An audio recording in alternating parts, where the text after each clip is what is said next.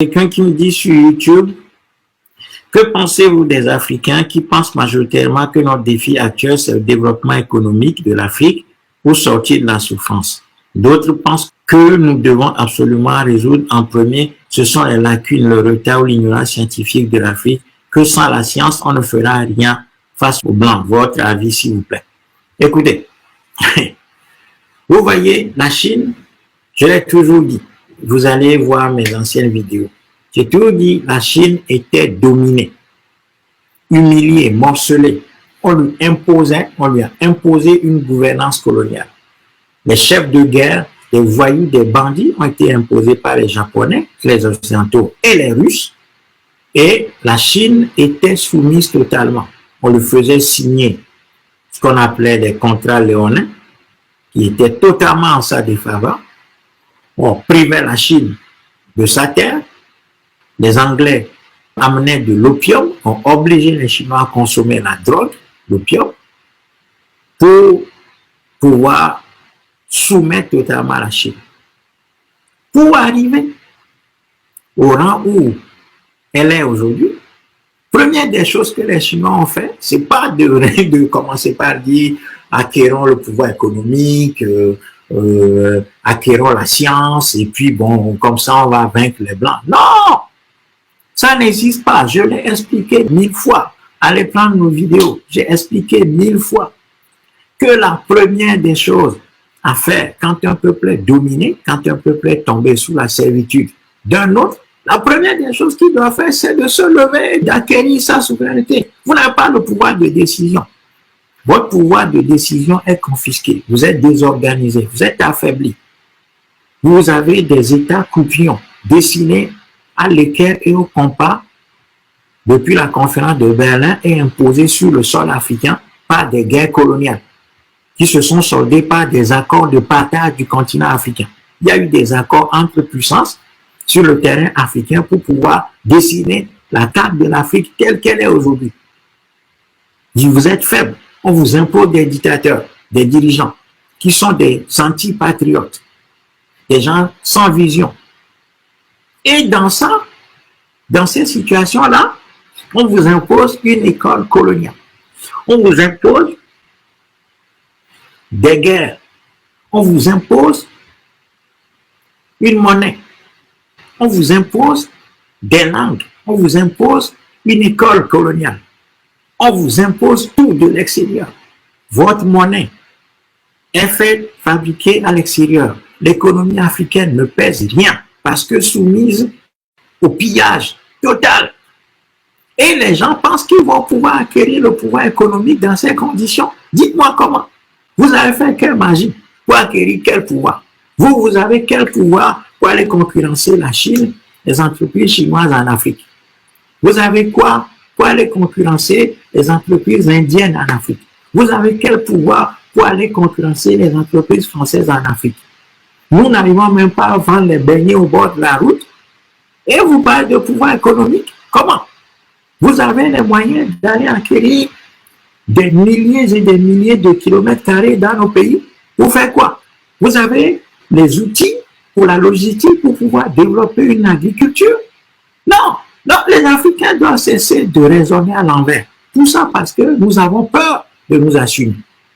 Tout ça parce que nous ne voulons pas affronter le monde réel. Nous pensons pouvoir passer par des raccourcis pour arriver à la liberté. Eh bien, chers amis, je suis obligé de vous redire encore une fois ce soir qu'il n'y a pas de raccourci pour aller à la liberté. Ça n'existe pas. Nous nous trompons. Nous nous trompons totalement. Donc, le pouvoir économique, nous ne l'avons pas aujourd'hui, nous ne l'aurons pas demain. Tant que nous n'avons pas le pouvoir politique d'abord. C'est ça que les Chinois ont fait. Mao et ses camarades, ils ont d'abord libéré leur pays en faisant une lutte de libération nationale. C'est pour ça que Nkrumah, en homme d'État lucide, a prédit aux Africains, prenez le pouvoir politique, le reste vous sera donné de surcroît. Donc, si nous n'avons pas encore compris ça, je ne sais pas combien de fois je vais dire ça. Je le dis depuis des années. Donc, notre mission aujourd'hui, c'est de nous inscrire dans une organisation dans chacun de nos enclos coloniaux. Nous devons aller chercher notre peuple dans sa faiblesse aujourd'hui, dans son état de dispersion, dans son état de faiblesse, de peur panique, de peur bleue, de assumer. Nous allons regarder notre peuple dans son état tel qu'il est et nous allons progressivement l'organiser, le structurer pour le renforcer. Lui dire que son destin est entre ses mains et que c'est lui et à lui seul qu'il appartient de se lever. Et qu'en définitive, c'est lui qui a le pouvoir suprême de changer les choses, malgré sa faiblesse. Mais il ne faut pas que notre peuple pense que sa faiblesse est éternelle et que des peuples ont traversé des situations similaires à la nôtre, mais que ces peuples-là se sont levés pour chasser les colonisateurs et leurs métayers locaux pour rebâtir leur pays. C'est ça la règle. Et je ne cesse de le dire. Ce que l'histoire a indiqué comme voie au peuple dominé, c'est leur organisation pour se lever sous la forme d'un tsunami populaire, comme ce qui s'est passé au Sri Lanka. Je dis ça depuis 20 ans. J'avais l'impression, quand j'ai vu les Sri Lankais chasser le dictateur, leur président, tout dernièrement, j'avais cru que les Sri Lankais m'avaient écouté, m'avaient entendu toutes ces années. Je prêche ça, je suis le seul à prêcher ça depuis des années. Mais les gens ne nous écoutent pas. Les gens ne nous écoutent pas. Moi-même, je vais chercher des gens, mais il n'y a aucun résultat. Il n'y a aucun résultat. Donc, il faut que les gens comprennent qu'ils n'auront pas le pouvoir économique avant d'avoir le pouvoir politique. Nous devons posséder notre espace géographique pour pouvoir utiliser ces ressources pour changer notre condition et non l'inverse. Vous avez vu quel peuple colonisé s'enrichit. Donc, vous voulez avoir le pouvoir économique dans un cadre colonial que vous ne maîtrisez pas? Non, on a tort. On a tort de penser comme ça. Tout ça parce que nous avons peur de nous organiser. Nous ne voulons pas mourir. Nous ne sommes pas des patriotes. Nous ne sommes pas des patriotes. Nous n'avons pas l'esprit patriotique qui nous anime. Donc, les gens vont chercher des petites solutions comme ça en disant, cherchons le pouvoir économique, allons acquérir la science. Vous allez acquérir la science où? Pour acquérir la science, il faut être en position de force. Les Chinois, pour aller acquérir la science, ils se sont d'abord libérés, ils se sont constitués en État, et ce n'est qu'après ça qu'ils ont imposé aux États occidentaux, bon, si vous voulez venir chez nous maintenant, on va signer des accords, vous allez nous apprendre comment vous faites vos choses. Parce que nous aussi, nous voulons acquérir la science. Voyez? Et ensuite, par le système d'infiltration, un système d'infiltration ne peut être mis en place que si vous avez l'outil étatique dans vos mains. Vous allez apprendre la science comment? Chez qui? Qui va vous former? Vous faites quoi? Et vous ne voyez pas que les Africains, il n'y a que les sociologues, des philosophes, des pasteurs. C'est pas ça qu'on produit depuis des années. L'école coloniale a produit quelle puissance? À part les quelques Cheikh Anta Diop et autres qui se sont battus bec et ongle eux-mêmes pour acquérir des connaissances. Non. Donc, nous nous trompons. Nous n'aurons ni la science, ni l'économie avant d'avoir acquis le pouvoir politique. Donc, notre espace géographique. Donc, toute la question est là.